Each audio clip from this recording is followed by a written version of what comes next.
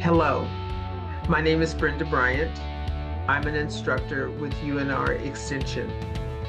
The class today is about problem solving and decision making, and this comes from a book that I participated in, and it is called The Rule of Three.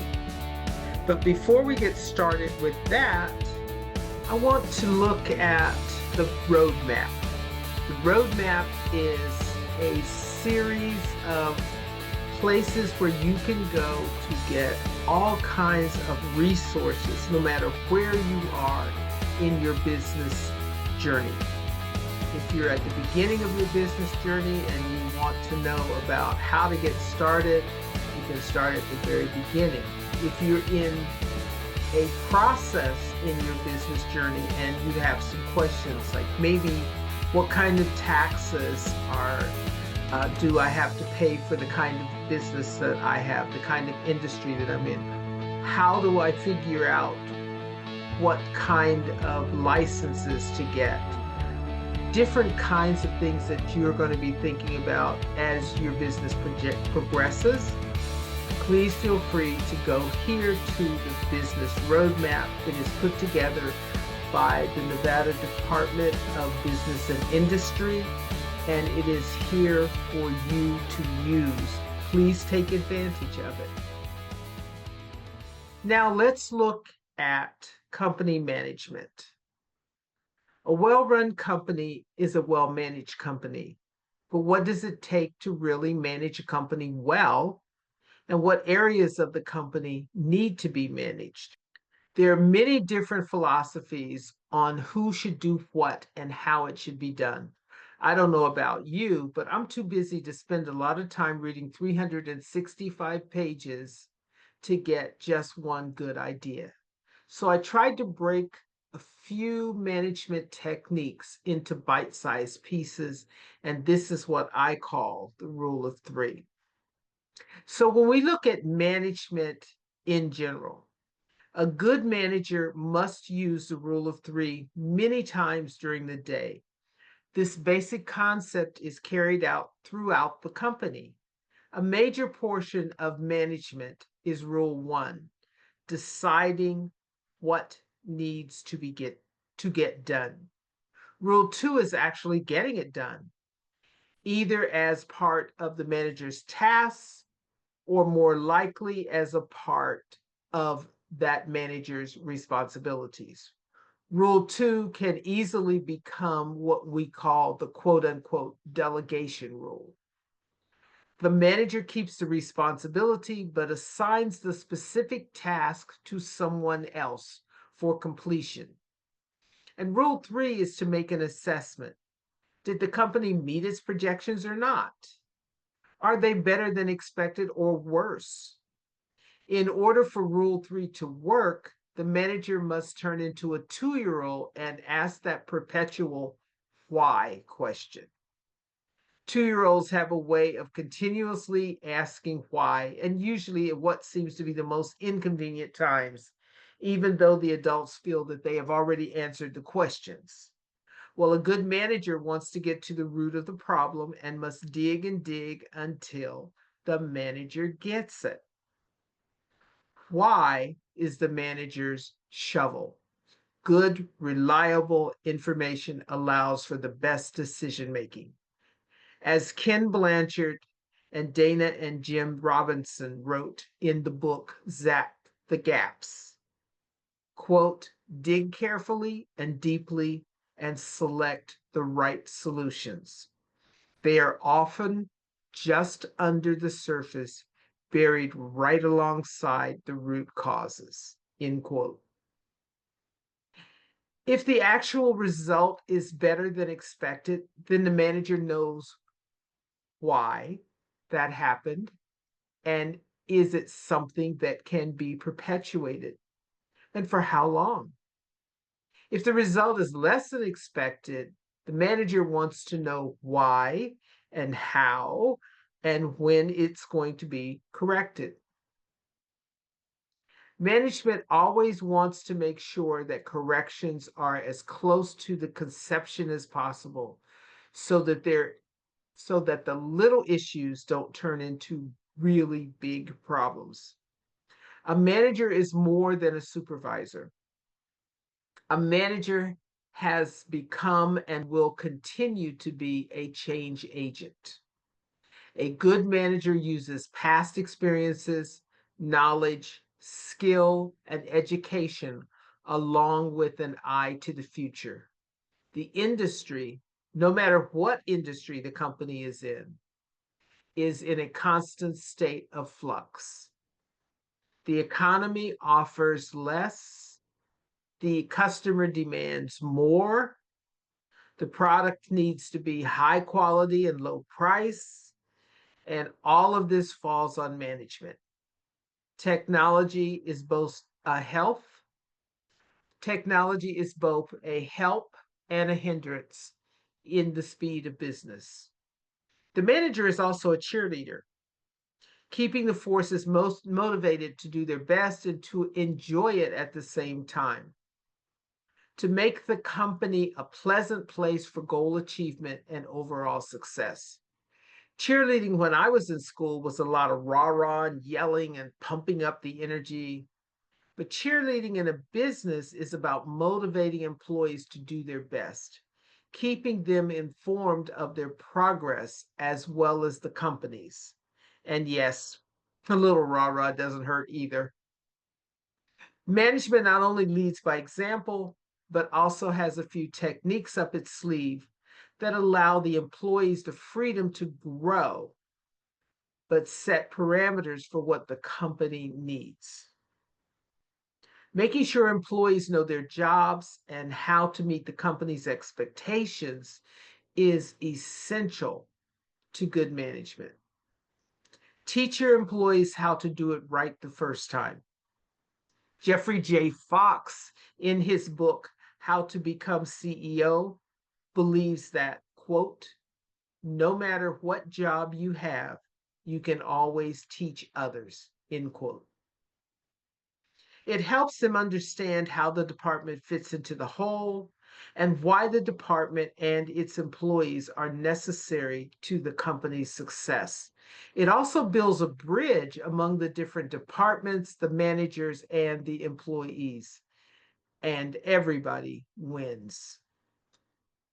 The old definition of management was plan, organize, direct, and control. Now, planning will never go out of style. Without a good plan and all of its follow up processes, nothing of real importance gets done.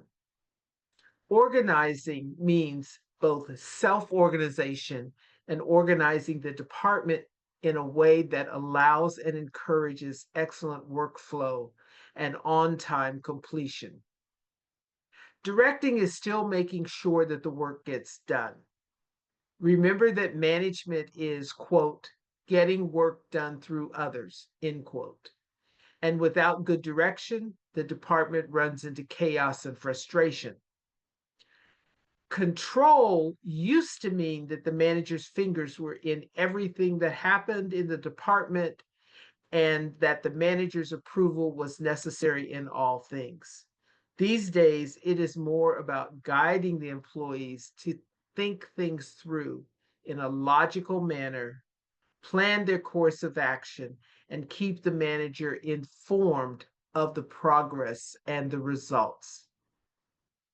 A good manager is always managing the difference between Rule 1 and Rule 2. The closer they are, the easier it is for the manager to encourage the manager's. The closer they are, the easier it is for the manager to encourage the people to make good decisions and use good methods of execution. The farther away Rule 1 is from Rule 2, the more the manager must supervise rather than oversee what is happening in the department. So let's look at a few examples of how these rules can be applied. So when Max took over the finance department, he had to ask for things more than once. And even when he got them, they were late and he was afraid that they were not accurate. Charles, the president of the company, held a management staff meeting each Monday morning at 10. All managers attended to discuss the company as a whole and the specifics of each department. Charles had implemented the rule of three to be used in these meetings. Rule number one, what happened last week? Rule number two, what's planned for this week? And rule number three, what do we need to tweak to make sure that we are on track? Max liked Charles's rule of three so much that he decided to implement it in his own department. He met with Randy, the accounting clerk, to explain how the rule of three would work in the finance department.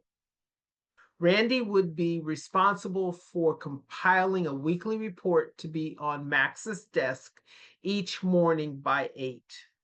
Max explained exactly what he needed the report to look like and then encouraged Randy to actively participate in its creation. Max explained that this weekly report was vital to the management staff meeting that he attended every Monday morning at 10. And Randy really liked being part of creating information that would be discussed at that meeting. So, rule number one is what's planned for the week. Rule number two is what really happened during the week.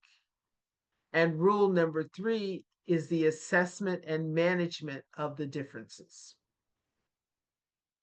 On Monday morning, Max reviews the report of what really happened last week against what had been planned.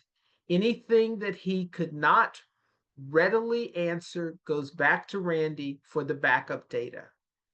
Max begins to plan how the variances between what happened and what was planned could be changed. If what happened was better than what was planned, he was ready to answer that question, why? And if it could be continued. If what happened was worse than what was planned, he was ready to state his plans for correction. By using his own rule of three, he's confident that his information is accurate, and that is what he can share with the team. Clearly defined expectations and careful review make people proud of their work and confident in its results. So June, the office manager, liked how Max made his own rule of three so much that she decided that she would see if she could make hers for her department. There had to be an explanation of bottlenecks that no one knew how to remove. Work would work smoothly for a little while, and then it would back up for seemingly no reason. So she met with her staff, George, the admin clerk, and Alice, the receptionist. Together, they came up with a work process rule of three. Rule number one is, where did it come from? Rule number two is, what do I do with it? And rule number three is, where do I send it? So work processes go on throughout the company continuously. Every time employees pick up a piece of paper, answer a telephone, or inspect a product, they are processing work.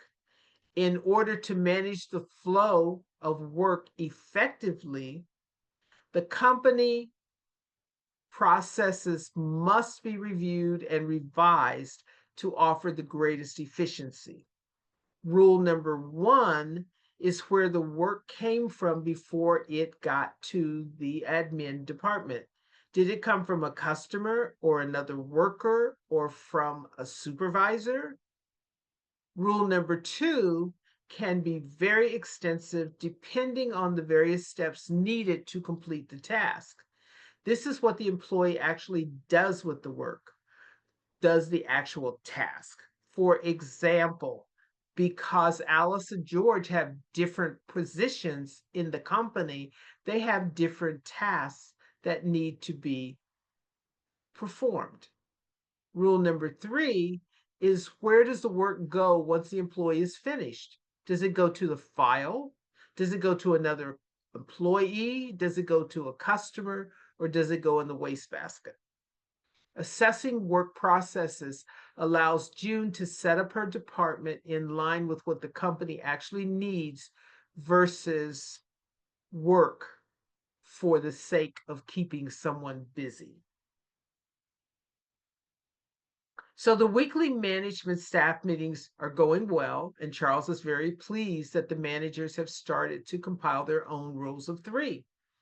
So when he schedules a 2-day retreat to develop a strategic plan, everyone already knows that there will be a rule of 3 to follow. Rule number 1, decide what to do. Rule number 2, do it. And rule number 3, measure the results. For management as a whole, giving the company direction is essential to its success. Out of that direction setting, the management team came up with another rule of 3. A large portion of the discussion centered on where each manager saw the company now. So what we're looking at in rule 1 is, what's the starting point? Rule 2 is, what's the ending point? And rule 3 is, what's the method to get from start to end? Charles encouraged each of them to think not only in terms of their own departments, but of the company as a whole. Once the starting point is clear, what was the major goal for the year? When Charles pushed managers to come up with how their departments could help the company reach their goals. Now the management team understood that they were and where they were going. And the only question was, how? So the management team sees that Charles' original rule of 3 is integrated. The company decides that it will do the specific items to be tackled in a specific time period. Becca, the sales manager, was so enthused that she used the company's entrance into a new market as a strategic example. Rule number 1, implement the strategic plan. Rule number 2, get your information flow and your outcome. And rule number 3 is revise, revamp, review, revise, and revamp. So as Becca looked at rule number 1, it will take ramp-up time to reach this market. So benchmarks are placed at weekly, monthly, and quarterly intervals. Rule number 2 is at each interval, they compare what was done with what the plan says should have been completed by that time.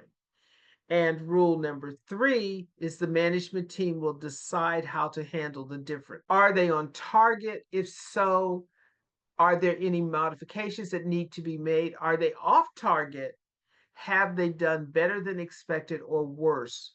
What kinds of changes need to be made to the original plan to put it back on track?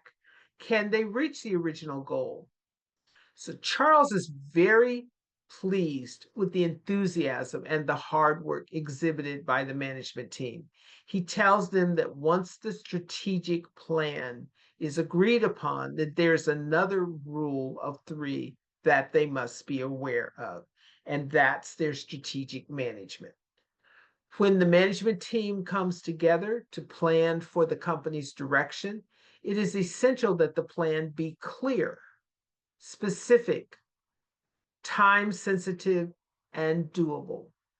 Once the plan is agreed upon, the management must be the guiding force to see that it is implemented, disseminating information throughout the company, answering employee questions and concerns, and getting feedback on its progress leads to successful results. And then rule 3 kicks in, assessment. The management team must review the results, against the original plan and decide to continue, revise, or stop the process. This assessment phase is essential to meeting the company's overall goals. After returning from the retreat, Max began to think more about the financial reporting enhances the strategic planning. Although he already has a rule of three for his weekly report, he meets with Randy to discuss how they can come up with their own rule of three for general financial management. So, rule number one is plan. Rule number two is what actually happened. And rule number three is checking the variance. The finances of a company are essential to the company's success. Management needs a usable, workable financial plan, which is rule number one. So much is allocated for each division, department, project, etc. Rule number two says that there must be a periodic accounting of what happened, sometimes weekly, most definitely monthly, of the actual financial data. But rule number three is the assessment. Did the department meet its goals, its projections, or did it not? What is the real difference between what was planned and what actually happened? Is the variance better than expected or worse? Then comes the why. Max must turn into that 2-year-old. Randy has to have the right answer. If he does not have an answer, it is up to him to find out from backup data, other departments, and even Max if necessary. Although Max set up a general financial rule of three, he knows that it is applicable to other departments and plans to present it at the next Monday's staff meeting. He even has a perfect example. When he was at the ABC Tool Company, he set up its first financial plan. Because the management team was very unsure of its numbers, they decided to give themselves some leeway to say that their projections can be within 15% of what they projected. That meant that their financial projections could come in anywhere above or below 15% of the projection. And they felt they could live with that deviation until they got better handle on their money. So 2 years later, after ABC Tools management team had had over 24 months of projecting and measuring their actual results against the plan, they were able to reduce that deviation down to 5% because they were much more confident in their processes and in their numbers. The bottom line for Max is the more they plan and match those plans against what they achieve, the better and more confident they become in getting rule one to match rule two. Max wasn't the only one who came back from the retreat and was excited about the rule, how the rule of three could be adapted to each department.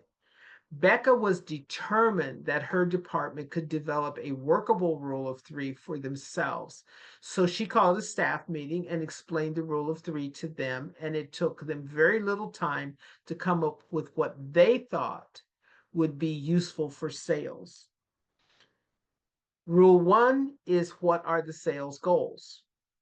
Rule two is how many signed contracts do they have? And rule three is why don't they match? Becca set the sales goals based on what had been budgeted, the company's direction, and the product line. She would review these goals every day, week, or month, whatever was necessary, against the signed contracts that were brought in. The sales meetings that happened at least once a week would cover the sales progress against the sales projections. Each salesperson is measured on the same criteria. Were the goals met? Were they exceeded? Were they less than expected? Did anything unusual happen to cause a change from the projections? Were the projections correct to begin with? Using this measurement in a constant and consistent manner, let the salespeople know exactly what was expected of them, and it also allows Becca to concentrate on keeping the team on target and allows the team to concentrate on making their mark. Don in operations was determined not to be left out, but was not really sure about how to guide his people in developing their own rule of three. So he met with June to see what insight she could give him. They discussed production and teamwork, quality control, customer satisfaction. But when they got to employee feedback, the light went on for Don. He really liked Charles's general management rule of three and felt that June and he could come up with an employee management rule of three that would work in his department. Rule number one, what is the job description? Rule number two, how did the employee perform? And rule number three, what is the feedback? Employees work better when they know what the company really expects of them. It's hard to give your best when you're not sure of the company's definition of best. The company's expectations in the employee's job description cover what is to be done and how it is to be measured. Measure that against the company's performance. What did the employee actually do? Then compare what the company expects against what the employee actually did and give appropriate feedback. During the feedback session, Don and his employee reach an agreement as to the next step: promotion, wage increase, training, new assessment, demotion, termination, etc. Don and June were so pleased with their employee management rule of three that they decided to present it at the next management staff meeting. Don was on a roll and could really help his department develop a rule of three for themselves. So when he called his staff together, he did not need to explain much about the rule of three because it seems everybody had already heard something about it, and they were eager to develop their own and wondered why it had taken Don so long to have this meeting. In fact, they had already been working in small groups of their own rule of three. What are the product specifications? What does the final product look like? And what is the customer's reaction to the product that they received? The product specifications are parameters by which the company gauges its products and or services. It decides what it wants to offer the customer. That's part of that strategic planning. The product is designed and sold based on those specifications. The ultimate decision about a product lies in the customer's hands. Rule one is, what does the company want to offer? Rule two is, what do they actually offer to the customer? And rule three is, does the customer accept or reject that product based on quality, price, quantity, type, etc. Don was pleased about how much work his employee has had put into the operational rule of three, and he was very proud. On Monday morning, not long after Don and his staff had come up with their operational rule of three, he walked into a management staff meeting fuming. He told them about trying to find a new doctor and that doctor's office could use their own rule of three. For policy management, set your policy. Rule number two, teach your employees what the policy is and how to implement it. And rule number three, please let your customers know what's going on. Companies set policies all the time. Unfortunately, most of them are unwritten and unshared. That is until something goes wrong. Companies set policies that make sense for themselves, their employees, and their customers. Rule one is deciding on and setting a policy. Rule two is the information, teaching your employees a new policy, how it affects them and their work, how to implement the policy, and the consequences of not following it. Whenever possible, explain why the new policy has been enacted. Rule three, most important, don't keep it a secret from your customers. A company must teach its customers how to do good business with it. Therefore, keeping customers informed of what the company expects allows customers the privilege of making good decisions. Don said that he had called a new doctor to make an appointment. The office worker told him that if he couldn't make the appointment, to please call at least 24 hours ahead and he would not be charged for the appointment. Don said no problem, he could take care of that. Well, as things happened, he was unable to make the appointment. He called the office and let them know to set up a new appointment. The second time he was unable to make the appointment, so he called again within their time frame to let them know. He was asked if he wanted to make another appointment at that time, and he said no, not until he could formally schedule that time off. Once that time was scheduled, he called back to make the appointment and was told that the appointment could not be made because the doctor's policy was that since he had canceled 3 times, the doctor did not want him as a patient. Dodd tried to explain to the office manager that he had canceled twice using their instructions. She informed him that she was not allowed to make an appointment for him. He did not think it was appropriate to fuss at the office worker because the office worker did not make the policy. But Don did think it was appropriate to let the doctor know how he felt. So he wrote a letter. He congratulated the doctor on setting an office policy. That put him ahead of the game, that he was just at rule one. He was missing 2 other things: teaching his employees what the policy was and how to use it, and letting his patients and his potential patients in on the secret.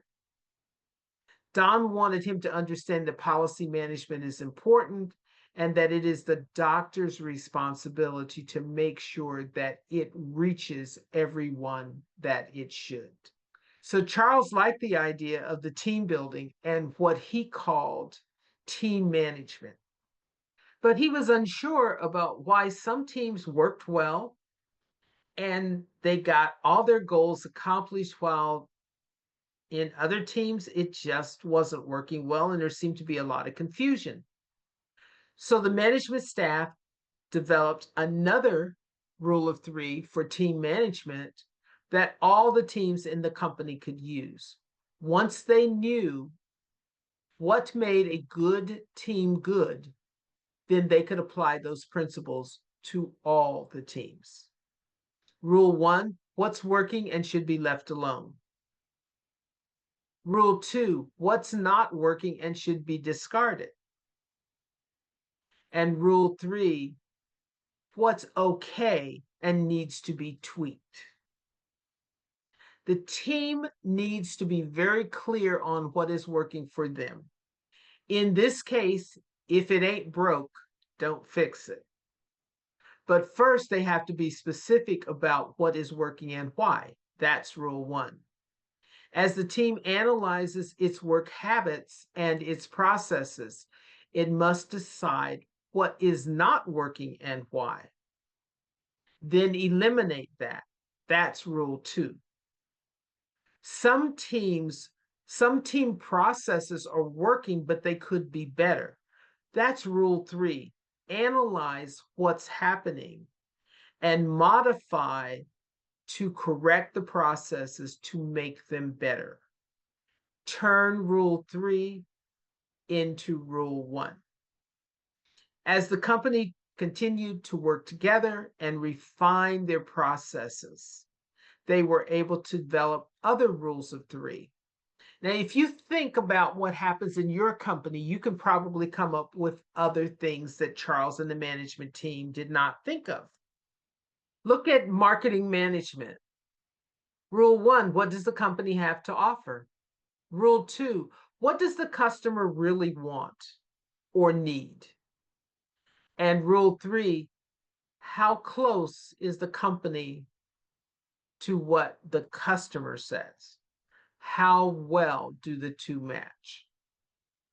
Or you can also look at job costing. Rule 1 is what's your estimate of the job? Rule 2 is how much does the job actually cost? And Rule 3, how do you measure your profitability, or even if you had any profitability? And from a supervisory standpoint, Rule 1, what needs to get done? Rule 2, assign the tasks that need to get that work done. And Rule 3, assess the results. So understanding that although management can be simple, it is rarely easy. This is why managers are consistently deciding what is to be done, assessing the tasks, and assigning the tasks and assessing the results.